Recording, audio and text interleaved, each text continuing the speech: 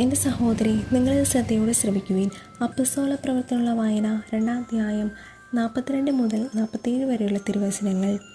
അവർ അപ്പസ്തോലന്മാരുടെ പ്രബോധനം, കൂട്ടായ്മ, അപ്പം മുറിക്കൽ, പ്രാർത്ഥന എന്നിവയിൽ സദാ താൽപ്പര്യപൂർവ്വം പങ്കുചേർന്നു. എല്ലാവരിലും ഭീതി ഉളവായി. അപ്പസ്തോലന്മാർ വഴി പല അത്ഭുതങ്ങളും അടയാളങ്ങളും സംഭവിച്ചു. വിശ്വസിച്ചവർ എല്ലാവരും ഒറ്റ സമൂഹമാകുകയും തങ്ങൾക്കുണ്ടായിരുന്നവരെല്ലാം പൊതുവായി കരുതുകയും ചെയ്തു. അവർ തങ്ങളുടെ സ്വത്തുക്കളും വസ്തുക്കളും വിറ്റ് ആവശ്യാനുസരണം എല്ലാവർക്കുമായി വീതിച്ചു. അവർ ഏകമനസ്സോടെ താൽപ്പര്യപൂർവ്വം അനുദിനം ദേവാലയത്തിൽ ഒന്നിച്ചുകൂടുകയും ഭവനം തോറും അപ്പം മുറിക്കുകയും ഹൃദയലാളിത്യത്തോടും ആഹ്ലാദത്തോടും കൂടി ഭക്ഷണത്തിൽ പങ്കുചെയ്യുകയും ചെയ്തിരുന്നു.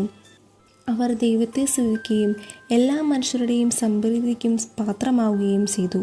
രക്ഷ പ്രാപിക്കുന്നവരെ കർത്താവ് അവരുടെ ഗണത്തിൽ പ്രതിദിനം ചേർത്തുകൊണ്ടിരുന്നു. നമ്മുടെ കർത്താവായ മിശിഹായ്ക്ക് സ്തുതി. എൻ്റെ സഹോദരി, നിങ്ങൾ ശ്രദ്ധയോടെ ശ്രവിക്കുവിൻ. യോഹന്നാൻ ശ്ലീഹ എഴുതിയ നമ്മുടെ കർത്താവ് മിശിഹായുടെ സുവിശേഷം 20-ാം അധ്യായം 19 മുതൽ 31 വരെയുള്ള തിരുവചനങ്ങൾ.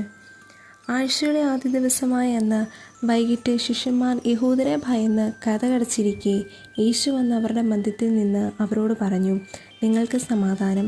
ഇപ്രകാരം പറഞ്ഞതുകൊണ്ട് അവൻ തൻ്റെ കൈകളും പാർശ്വവും അവരെ കാണിച്ചു.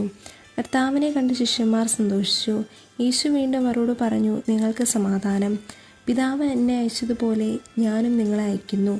ഇത് പറഞ്ഞിട്ട് അവരുടെ മേൽ നിശ്വസിച്ചുകൊണ്ട് അവരോട് അരുളി ചെയ്തു, നിങ്ങൾ പരിശുദ്ധാത്മാവിനെ സ്വീകരിക്കുവിൻ.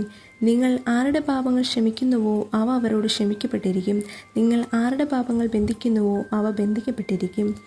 12 പേരിൽ ഒരുവനും ദീദിമോസ് എന്ന് വിളിക്കപ്പെടുന്നവനുമായ തോമസ് യേശു വന്നപ്പോൾ അവരുടെ കൂടെ ഉണ്ടായിരുന്നില്ല. അതുകണ്ട് മറ്റു ശിഷ്യന്മാർ അവനോട് പറഞ്ഞു, ഞങ്ങൾ കർത്താവിനെ കണ്ടു. എന്നാൽ അവൻ പറഞ്ഞു, അവൻ്റെ കൈകളിൽ ആണികളുടെ പഴുതുകൾ ഞാൻ കാണുകയും അവയിൽ എൻ്റെ വിരലിടുകയും അവൻ്റെ പാർശ്വത്തിൽ എൻ്റെ കൈവയ്ക്കുകയും ചെയ്യാതെ ഞാൻ വിശ്വസിക്കുകയില്ല. 8 ദിവസങ്ങൾക്ക് ശേഷം വീണ്ടും അവൻ്റെ ശിഷ്യന്മാർ വീട്ടിലായിരിക്കുമ്പോൾ തോമസും അവരുടെ കൂടെ ഉണ്ടായിരുന്നു. വാതിലുകൾ അടച്ചിരുന്നു. യേശു വന്ന് അവരുടെ മധ്യത്തിൽ നിന്നുകൊണ്ട് പറഞ്ഞു, നിങ്ങൾക്ക് സമാധാനം. അവൻ തോമസിനോട് പറഞ്ഞു, നിന്റെ വിരൽ ഇവിടെ കൊണ്ടുവരിക, എൻ്റെ കൈകൾ കാണുക. നിന്റെ കൈ നീട്ടി എൻ്റെ പാർശ്വത്തിൽ വയ്ക്കുക. അവിശ്വസ്തയാകാതെ വിശ്വാസിയായിരിക്കുക. തോമസ് പറഞ്ഞു, എൻ്റെ കർത്താവേ, എൻ്റെ ദൈവമേ. യേശു അവനോട് പറഞ്ഞു, നീ എന്നെ കണ്ടതുകൊണ്ട് വിശ്വസിച്ചു. കാണാതെ വിശ്വസിക്കുന്നവൻ ഭാഗ്യവാന്മാർ.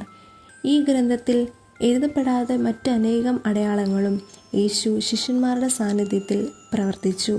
എന്നാൽ ഇവ തന്നെയും എഴുതപ്പെട്ടിരിക്കുന്നത് യേശു ദൈവപുത്രനായ ക്രിസ്തുവാണെന്ന് നിങ്ങൾ വിശ്വസിക്കുന്നതിനും അങ്ങനെ വിശ്വസിക്കുന്ന നിമിത്തം നിങ്ങൾ അവൻ്റെ നാമത്തിൽ ജീവനുണ്ടാകുന്നതിനും വേണ്ടിയാണ്. നമ്മുടെ കർത്താവായ മിശിഹായ്ക്ക് സ്തുതി.